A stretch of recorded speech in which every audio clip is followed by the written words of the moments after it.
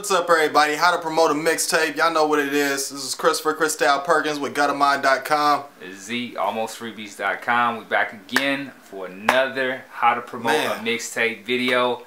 I know last year was crazy. We got a lot of positive feedback from the how to promote a mixtape series, and this year we want to bring you even more videos to help encourage you, help you grow as artists and musicians.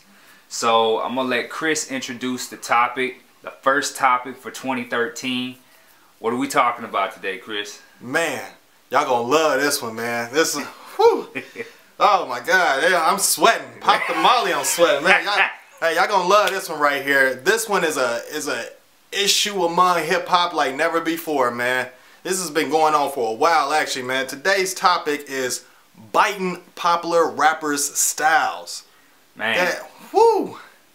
Hey, wow. man, where can we start on this, man?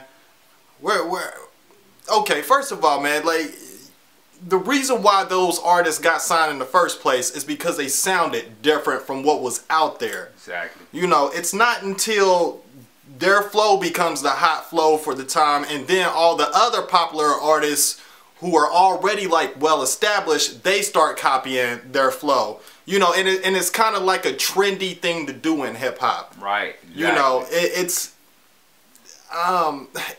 only to be played with. It's only to be played with among already established artists. You know, if you want to jock somebody else's flow, bite their lines, and all this other good stuff, that's a popular thing.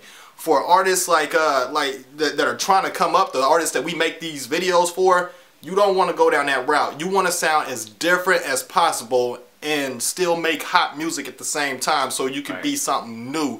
I mean, just think when you first heard Drake, you know, and nobody else was doing what he was doing. You know, Drake sounded like Drake. You know what I'm saying? And that's what he had to contribute to hip hop. You know, so now you don't want to come up behind Drake sounding like Drake. You know, like we already have a Drake. No thanks. So get off of Drake's flow, get off of his melodies. You know, we don't need anymore. We have our Drake. Thank you. You know. Right, exactly. I mean, Chris makes a great point. And I've even spoken about this with A&Rs and various people. When they looking for the next hot new talent, they want somebody original.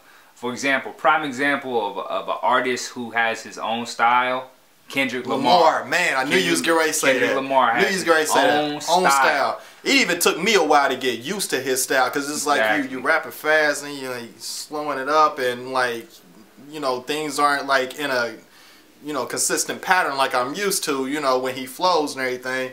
So it's just like, you know, it's different. You know, it's different, and he still makes good music on top of being him. Exactly, and that's the most important part about, you know, this is being original and doing you. You know what I mean? Yeah. Even if other people are biting styles or mimicking other people who are already out, be yourself when you're on the microphone, because at the end of the day, your fans are the ones that are going to appreciate that about you. I mean, even if you go to established artists, indie artists, for instance, artists like Tech Nine. Tech Nine's been doing this for 20+ years. He's been rapping, and he's catered to his fan base and remained original to himself. You know what I mean? So that, I mean, that's really big, especially if you're looking to, you know, get a record deal, or even if you're not looking for a record deal, even if you're trying to go the independent route. Create your own lane, and do you.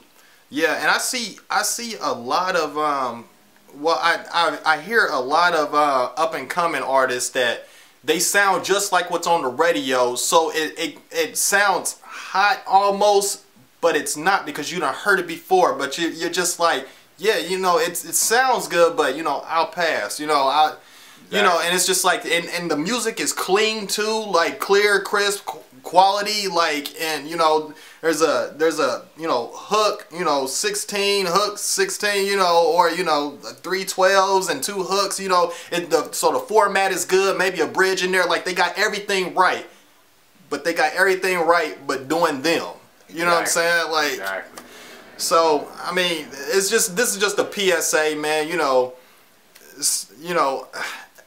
some things are, let's just put it like this, some things are acceptable, like the hashtag flow. Like I think we all know we got that from Big Sean, you know, and of course he wasn't the first to do it, but he's been the first to reintroduce it, you know what I'm saying? So I mean, and then Drake made it all wild and stuff, you know, and you know, now everybody's doing hashtag flows. That's just the, you know, that's just the thing to do, you know what I'm saying? Right. Which there's nothing wrong with that. It's just another form of like of putting some of your punchlines. Like it's not the same as like, you know, just all out like jocking the Ace Hood flow, you know, I'm riding around in that Gotti, black card in my pocket, you know, that, you know, like every rapper in the world is like doing that now, you know what I'm saying? Yeah. Like, so just be yourself, try, and here's where you're gonna have to here's a hurdle you're gonna have to try to get over. You have to be yourself and still make music that's tolerable on a more crossover, what am I trying to say here? I think you're looking for the word probably more mainstream appeal. On a mainstream appeal, yes. Exactly. Try to do you, but try to do you in a mainstream version if you want to become hot. Right. You know? I mean, and that's a thin line to walk, especially as an upcoming talent, because you're going to be influenced by other rappers and people that you look up to in the industry. But at the same time, you know, if you like Big Sean, you know, listen to Big Sean, study Big Sean, but then do you. Take pieces of Big Sean or take pieces of Tupac or Biggie or whoever you like and find out what you like about them and incorporate that into your style and remain original to yourself, you know what I mean, and to your fan base. Yeah, and I had an artist not too long ago, a good friend of mine, I had an artist not too long ago, he was sounding like one of the rappers that he normally listened to, and I recommended, I said, look, don't listen to his music for a whole week. Actually, go and listen to somebody that you don't like for that whole week, and then at the end of that week, go record a track, and let's see what you sound like then.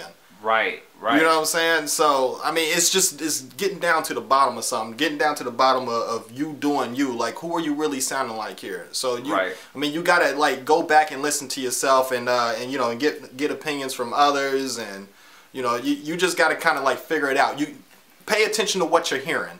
Right. You know, at the end of the day, just pay attention to what you're hearing. Get off the fact that, you know, you thinking this track is just so damn hot because you did it and all this other good stuff. Just really dissect it down. And one last thing I want to really hone in on is in being original, at the same time, you got to be open to constructive criticism. Yeah. You have to be open to it. You know, if somebody says they don't like your particular song, go a step further and ask them why they don't like it. You know what I mean? Right. Find out the reasons why. Maybe you said something in a certain way that just didn't fit that song. Maybe you need to choose a different word. Maybe you need to raise your tone of voice when you're saying it. Come out with more passion in your vocals. Be open to constructive criticism when it comes to your raps and your style, because that's only going to help you improve. Now, I ain't talking about haters. We talk about constructive criticism, you know? Right. All right. And then one thing I want to add to this, man, going along with the constructive criticism thing, if you get to a point, I mean, you can always take in constructive criticism, and I say it like this, like, make sure you take it in a scale of, like, if everybody is saying this about you, then you probably need to change it. But if everybody is taking your music in well, what you're doing is working, people are showing up at your shows, blase blase, and this one guy is just like, you know, man, your shit's whack and this is why it's trash, I wouldn't pay too much attention to that one guy. If what you're doing is working, then, you know, that's where the constructive criticism is, like, that's where you draw the line on it at. So don't be so hard on yourself. Yeah. So. Alright, we about to wrap it up for tonight. This is how to promote a mixtape, the first video of 2013. We about to get out of here. This is Z of AlmostFreeBeats.com. Christopher Christelle Perkins, guttermind.com, Guttermind Animation on YouTube. Alright, shout out to Elijah, the young one in here. Yeah. Say hi to the people. Say hi to the camera, Elijah. Come on, man. Come on. You gotta come in front of the camera. There you go. Yeah. Say how to promote a mixtape. Hi with mixtape. Yeah. All right. All right, guys. Catch y'all later. Peace.